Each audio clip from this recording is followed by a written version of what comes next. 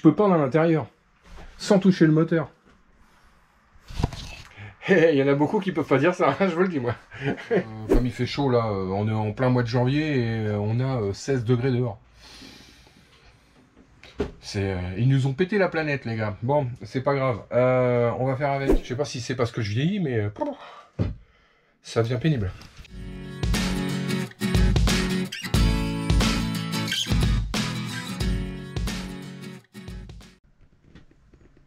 Bah là tout est sec, donc je vais tout nettoyer, commencer à poncer, faire les arrondis. Donc ouais, je pense que je vais faire des arrondis en fait ici un peu plus prononcés. Voilà, je vais peut-être arrondir un peu plus, ça soit un peu moins brutal quoi. Bah je ponce tout, je coupe la colle et puis bah, une fois que c'est poncé, j'attaque la résine, voilà, pour boucher les trous et faire quelque chose de lisse et propre. Voilà, bon allez, j'attaque le ponçage.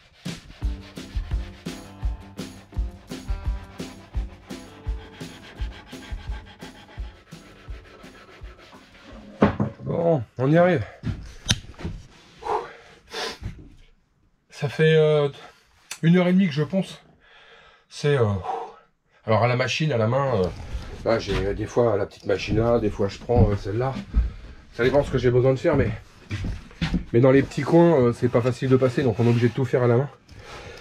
J'ai arrondi un peu les angles là. Je trouve que c'est un peu moins violent. Voilà. C'est plus doux. Hein. Bon, puis c'est bon, on va pas non plus se prendre la tête 25 ans avec ça. Hein. Bon, c'est fastidieux, hein. Vraiment, c'est... Je sais pas si c'est parce que je vieillis, mais ça devient pénible. Bon, allez, je continue. Bon, bah j'ai tout désossé, tout poncé. Là, c'est la première passe, c'est pour la mise en forme. Là j'ai démonté tout ça. Tout le côté était démonté, parce que ça c'est démontable, donc il y a de l'enduit à faire un peu partout, boucher les vis. Là, tout ça, ça a été reponcé, bien comme il faut. Maintenant, je vais passer l'aspirateur. Ça, c'est cette partie-là. Et toute cette partie-là. Ah, tiens, j'ai oublié de démonter le côté là. Bon, je vais le démonter tout de suite. Enfin bon, je vais commencer à boucher les petits trous et à faire de la résine. Bon, 3h30 de ponçage, quand même. Hein. 3h30 pour tout poncer. Et c'est que le ponçage de préparation. C'est pour arrondir les angles, faire propre, pas avoir des écharpes comme ça qui dépassent dans tous les sens et avoir un truc à peu près propre pour travailler. Donc là, c'est maintenant gros nettoyage, vraiment gros nettoyage. Et puis, bah, première passe d'enduit avec des spatules, genre comme ça, là. Des machins comme ça, hop. On va enduire tout ce qu'on peut enduire, boucher les trous qui sont mal coupés, etc. etc. Bon, allez, gros nettoyage, et puis je passe à la résine. Bon, j'ai préparé mes petits accessoires pour faire ma résine. J'ai ça. J'ai aussi le durcisseur qui est là. Hop. Donc je vais faire le mélange. Hein. Je vous l'ai déjà fait 36 millions de fois le truc. Donc je vais tout mélanger, je vais tout préparer. Pareil, là, je vais mettre un petit coup de wood fil dedans. Donc ça, c'est de la charge qui va permettre d'épaissir. Alors, c'est pas de la charge qui sert réellement à être poncé. Ça, c'est plutôt pour faire des joints congés, hein, des joints arrondis, là, comme je vous avais expliqué l'autre fois dans les autres vidéos. Mais là, je vais m'en servir essentiellement pour boucher les gros trous. Voilà, donc j'ai pas besoin d'un truc de ponçage, vraiment, c'est vraiment du rebouchage bête et méchant, quoi. Je vais garder mon enduit de lissage pour après, pour avoir une surface très très lisse et avoir quelque chose de comme ça, voilà. Quand on fait les choses, voilà, quand c'est bien enduit, bien poncé, on voit pas la jonction des bois qui ont été coupés. Bon, allez, je prépare tout ça et puis après je vous fais un petit coup d'enduit. Bon ben voilà, nickel. La tambouille est prête. Ah, ça demanderait peut-être en remettre un peu là, c'est un peu un chouïa liquide encore. Il faut que ça soit un peu plus épais pour que ça se tienne bien dans les rainures. Voilà. Bon, j'en remets. Bon, là c'est plus épais. Nickel. Bon, il suffit d'en rajouter. Vaut mieux en rajouter que après pour l'enlever, c'est pas possible. Hein. Je vais commencer à faire mes enduits là sur les bords, là, boucher les trous de vis, enfin tout ce qui doit être masqué en creux, quoi. Voilà. Voilà, c'est pas du lissage, hein, bien d'accord. Hein, c'est du rebouchage. Bon, allez, j'attaque. C'est important de ne pas le faire comme un bourrin parce que sinon c'est des heures et des heures de ponçage. Hein. Plus l'enduit il est fait propre, moins il y a à poncer. Hein. Surtout les premiers coups comme ça. C'est vaut mieux en mettre 2 fois, un tout petit peu, que de passer 3 heures à poncer juste un petit bout comme ça, hein, franchement.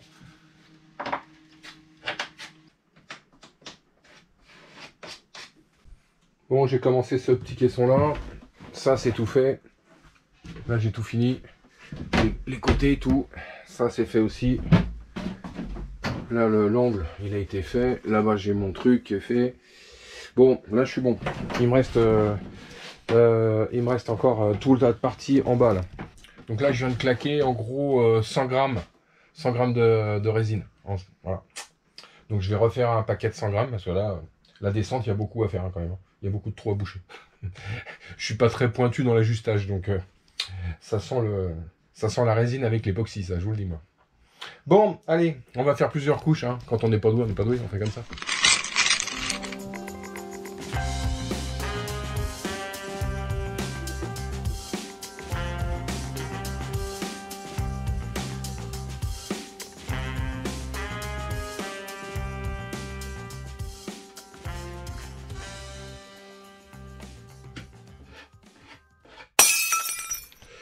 Bon, bah là tout est fini. Voilà. Là tout est enduit. Là aussi. Là. Cette partie-là. Bon, première couche terminée. Demain, comme il fait chaud là, on est en plein mois de janvier et on a 16 degrés dehors. Ils nous ont pété la planète, les gars. Bon, c'est pas grave. On va faire avec. Et ben pour la résine, c'est tant mieux. Comme ça, ça me permet de sécher un petit peu. De pas forcément mettre le chauffage dans le bateau. Enfin, je vais le mettre quand même 16-17 pour pas que ça soit... voilà, pour pas que ça descende en dessous quand même. Demain, ça va sécher. Une fois que ça sera bien dur, je vais reponcer tout ça. La totalité, là. Hop, ça, et ça. Et je remets une couche un tout petit peu plus liquide. Là, pour surfacer, voilà, avec le même produit. Et la troisième couche, et en fait, ça sera du mix fill. Donc pour l'enduit de lissage, de ponçage, de finition. Voilà.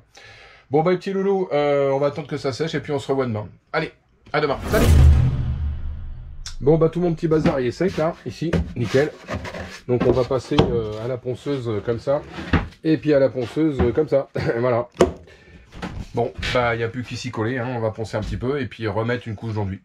Et puis comme un couillon, j'ai oublié mon masque. Ce qui fait que je n'ai que... voilà, j'ai que ça dans la voiture. Donc super.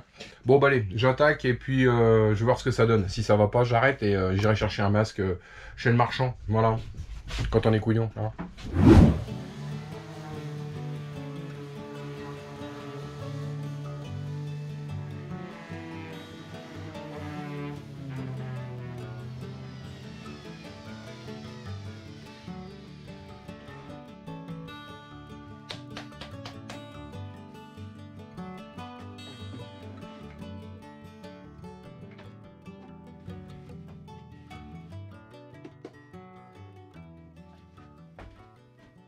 Bon, je vais chercher un masque. Bon, ça sera un peu mieux avec ça. Cela, avec le masque, comme le petit masque simple, là, c'est respirable. Hein. En plus, comme c'est de la résine... Donc, bon, allez, je continue mon petit ponçage.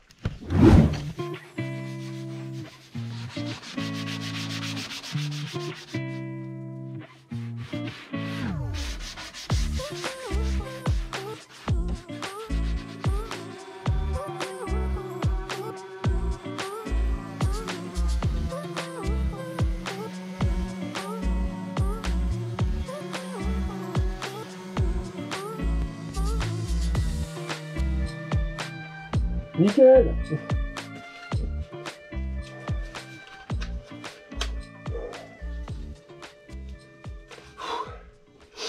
Bon bah nickel. On va passer un petit coup d'aspirateur là-dessus. On va nettoyer et je remets une couche d'enduit.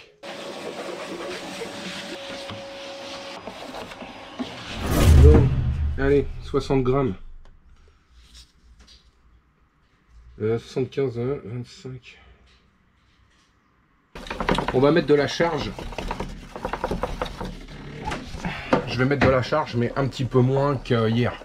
Moins épais. Là, hier, j'ai fait un petit peu dur pour pouvoir boucher les trous. Là, j'ai pas besoin de boucher vraiment les trous, parce que là, le 90% c'est bouché. Donc là, maintenant, c'est un petit peu, c'est à cheval entre le rebouchage et le lissage. Voilà, je mets de la matière pour pouvoir poncer et avoir quelque chose de très lisse. Et je finirai donc par l'enduit de lissage pour avoir une surface nickel chrome prêt à peindre, quoi. en exagérant, on va dire une peinture de carrosserie, quoi. Voilà, avoir un truc propre. Voilà. Le plus propre possible.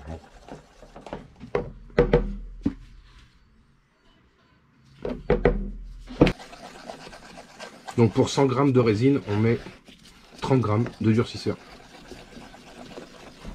Et la charge, là, ça dépend de ce qu'on veut obtenir comme souplesse.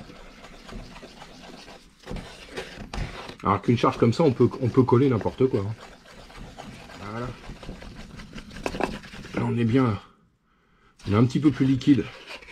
Bon, on est trop liquide pour faire du joint congé, mais on est bien pour faire de l'enduit.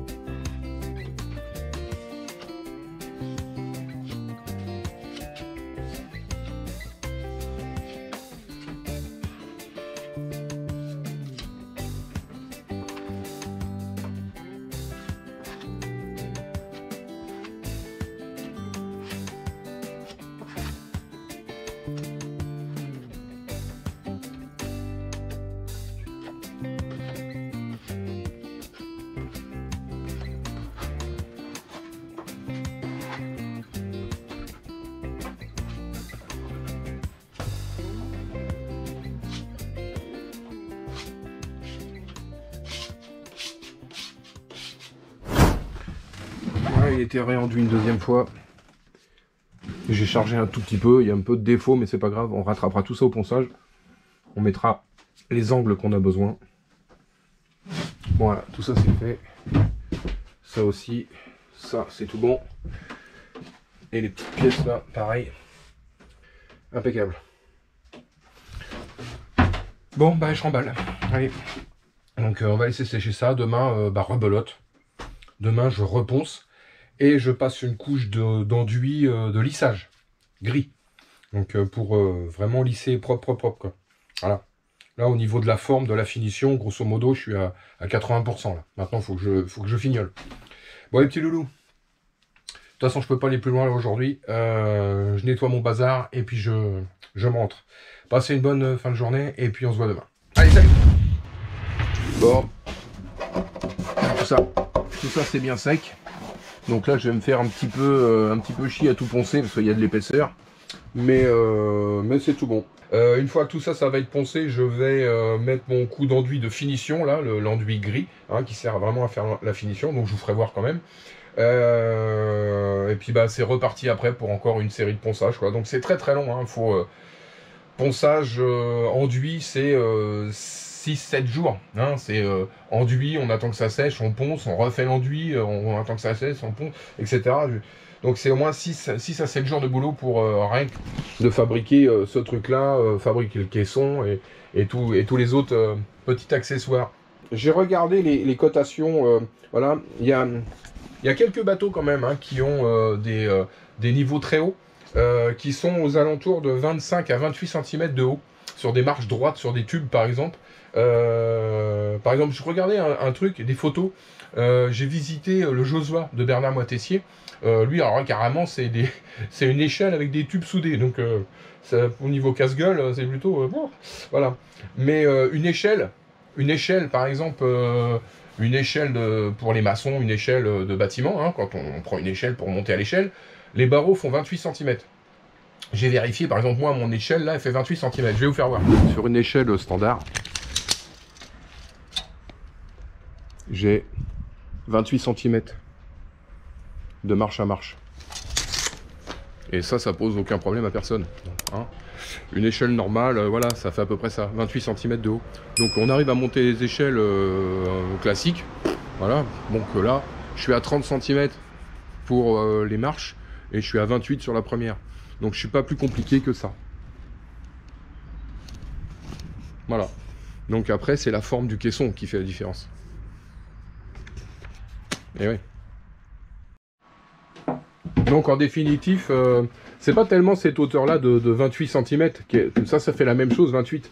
Là, celle-là, elle fait 18 et les autres font 30.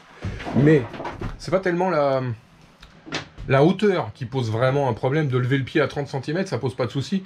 Comme je disais, comme on monte une échelle, ça pose pas de problème, on y arrive. Hein. Voilà, là ça fait 2 ans que je monte une échelle qui fait 28 cm de haut. J'ai pas de tendinite pour la voilà, ou j'ai pas de problème plus qu'autre chose. C'est la forme. C'est comment on va les monter. Ce qui va de toute façon déterminer le confort, c'est la hauteur qu'il y a entre la deuxième marche et le plafond. Voilà. Dans tous les bateaux, c'est ça. Si la descente elle est comme ça, voilà.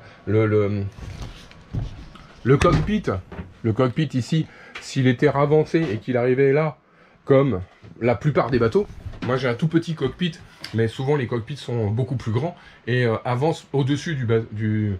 Le problème se posait plus, la descente était droite. Voilà. Donc là c'est le fait que le cockpit soit petit, ça recule le cockpit et le moteur, on a l'impression qu'il est à l'intérieur. Alors qu'en fait il est placé comme tous les autres bateaux. Enfin il n'y a pas 50 façons de mettre un moteur sur un bateau, hein, voilà. Il est à 2 mètres, comme je disais l'autre fois, il est à 2 mètres 20 de l'arrière. Il peut pas être plus en arrière, hein, voilà. Pas, voilà. Bon, bah allez, je continue mon petit ponçage, les enfants, et puis on se retrouve une fois tout poncé. Je vous fais voir comment on fait la résine de lissage, voilà, pour faire du ponçage après nif nickel.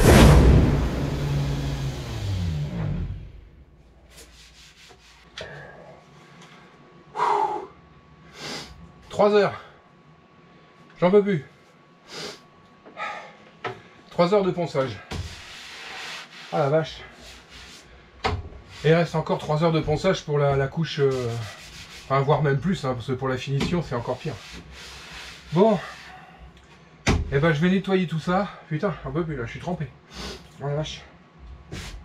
Je vais nettoyer tout ça, un coup d'aspirateur, bien tout, bien décapé, coup de chiffon, et puis bah, je passe à la résine de finition. Voilà. Bon allez, je remballe mon matériel.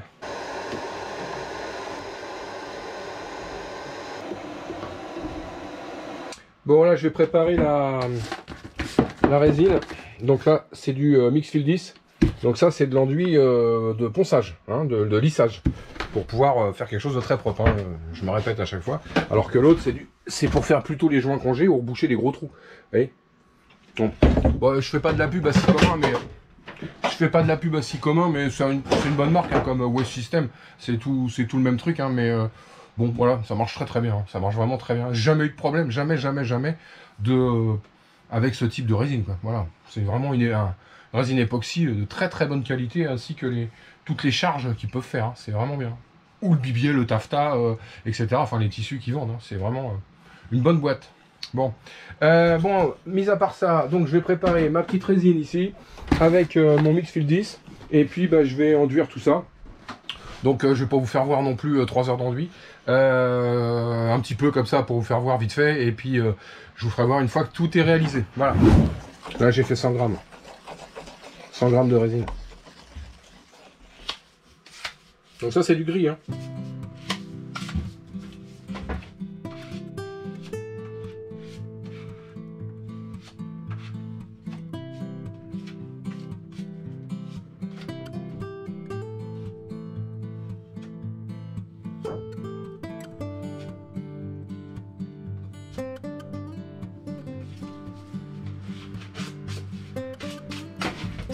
Bon, je finis tout le reste et puis je vous fais voir une fois fait. À tout à l'heure. Bien. Bah tout a été enduit. Voilà, tout est fait. Donc bah pareil. On va attendre que ça sèche et puis bah rebelote, 3 heures de ponçage. Bon. Tout ça c'est sec, nickel. Tout ça aussi, impeccable. Bon. Bon bah je vais poncer tout. Hein. Voilà, là il y a un paquet de boulot à faire encore. Donc je vais vous épargner le ponçage bien sûr. Je vais tout faire tranquillou. Et puis bah, une fois que ça sera poncé, on mettra la première couche de peinture blanc pour voir les défauts. Hein, s'il y a des défauts, qu'on puisse les corriger à la première couche. Voilà au moins.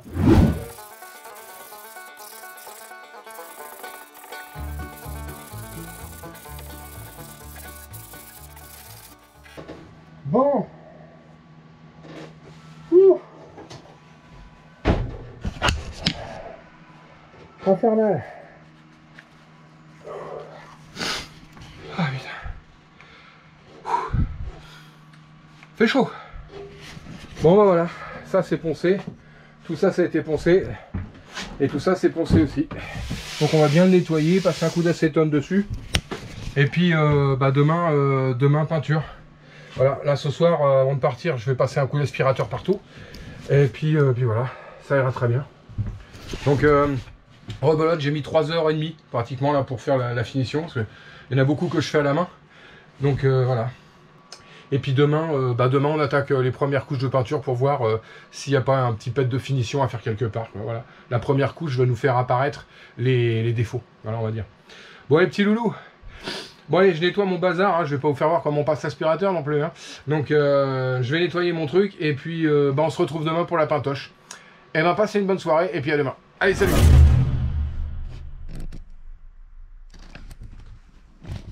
Bon.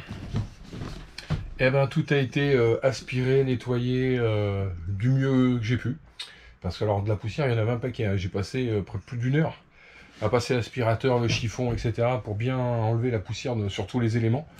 Donc là, normalement, tout est dépoussiéré comme il faut. Là aussi, ça c'est prêt. Les deux planches sont prêtes. Ça c'est prêt aussi. Et ça c'est prêt à peindre. Donc il n'y a plus qu'un petit coup de rouleau, un petit pinceau. Et puis là, je vais attaquer le blanc. Et il y a des petites portes à faire en gris. Donc il me restait du gris, je vais voir s'il est encore bon. J'attaque la pintoche, je mets les gants. Et on y va. Allez, c'est parti pour 2 heures de peinture. Ah, je suis étonné, elle est extra cette peinture, elle fait même pas de peau à l'intérieur. Là ça fait 6 mois, 6-7 mois. Donc d'habitude il y a une peau qui se découche, ça fait une croûte. Là il n'y a que dalle. Bon, tant mieux, il n'y a pas d'air qui est entré dedans, formidable. Et ben on va pouvoir peindre ces deux petites planches là de chaque côté, ça va être gris. Là et là. Bon. Un effet de style. Bon allez, je touche, je peins.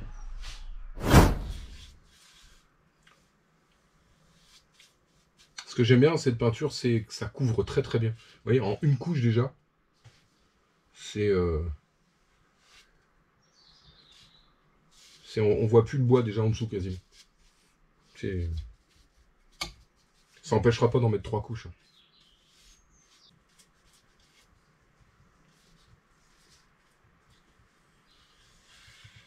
Ouais, ça va être long, hein, parce que là c'est 3 couches recto verso, donc 6 jours. Pareil, rebelote. Ouais, 6 jours. Bon, ça c'est un vieux reste de blanc aussi.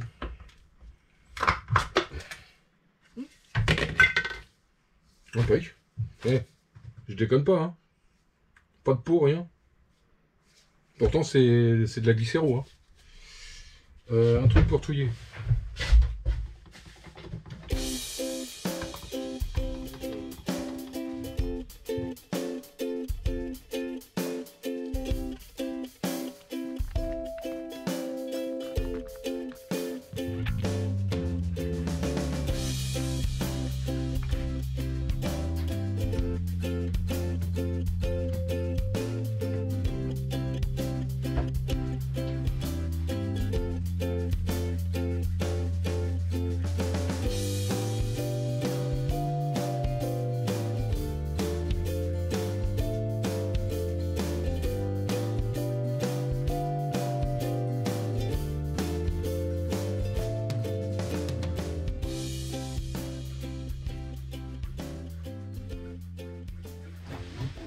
Voilà, en fait, ce que je voulais pas, c'est qu'on voie entre la planche ici, là, qui est une vieille planche de coffrage que j'ai trouvée dans mon garage, que j'ai retaillée et poncée, bien sûr, hein, comme vous avez vu. Donc, ce que je voulais pas, c'est qu'on voie les jonctions de plaques et que ça soit, enfin, qu'on voie le bois, les défauts du bois. Donc là, nickel. Là, j'ai mes 3, mon lamellé est collé en 3 morceaux, là, tac, tac, tac, qui est collé là-dessus. Et en fait, voilà, normalement, on voit plus rien. Je remettrai un petit coup de papier de verre, une autre couche, 2 autres couches, et voilà. Alors là, il y a, par exemple, ici, il y a un défaut. Ouais, il y a un petit trou, là, qui n'a pas été bien rebouché. Là, il y en a un ici, qui n'a pas été bien rebouché. Donc voilà, première couche. La première couche, elle sert exclusivement à ça, quoi. On voit le petit défaut bien comme il faut. Comme ça, hop, on peut faire une retouche nickel. Ouais, il y a 2 petits trous à reboucher là. Bon, c'est pas grand chose, il y en a d'autres, hein, forcément. Hein. Bon, bah allez, je vais m'attaquer au truc là-bas, là, maintenant. Bon, bah tout est peint. Première couche. Ça, c'est bon, ça, c'est bon. Les 2 planches là. Alors, vous voyez, celle-là, je l'ai pas travaillée. Je sais pas si on voit à la caméra, mais on voit toutes les rayures qu'il y a encore dessus. Parce que là, j'ai pas mis d'enduit. J'ai oublié de le faire sur celle-là, elle était planquée dans un coin. Donc on voit bien, hein, à la première couche, toutes les traces de merde qu'il faut enlever. Hein, par rapport à, voilà, quand on fait un truc comme ça, il n'y a plus de traces, c'est nickel, c'est propre. Bon, l'avantage de mon caisson, c'est que je peux peindre à l'intérieur, sans toucher le moteur. Il y en a beaucoup qui peuvent pas dire ça, hein, je vous le dis moi. Alors, il est peut-être volumineux, mais pour mon petit coup de pintoche, ça va très très bien. Plus l'isolation, je vais encore avoir de la place. Donc quelque part, un mal pour un bien. Ça peut être une bonne chose de pouvoir travailler correctement là-dedans. Bon, enfin, voilà, l'intérieur est peint. Là, je pourrais coller mon isolation dedans. Voilà, j'ai mis une couche. Je vais voir ce que ça donne. Je sais pas si je mettrai 2 couches. Là, je mets une couche d'impression pour que la peinture soit pompée par le bois. Voilà, ça fait une petite protection quand même. Donc, mais c'est surtout l'extérieur. Voilà. Bon bah voilà, et mission accomplie, j'ai mis presque 4 heures pour tout peindre. Donc bon, première couche, hein, c'est pas... Ça pompe, hein, on voit que le bois il pompe. Bon. Et on va attendre demain que ça sèche et puis on va aller remettre une 2e couche demain sur ce qu'on peut. Et puis faire les recto verso à chaque fois. Bon les petits loulous, écoutez, passez une bonne soirée. Allez, à ciao, salut.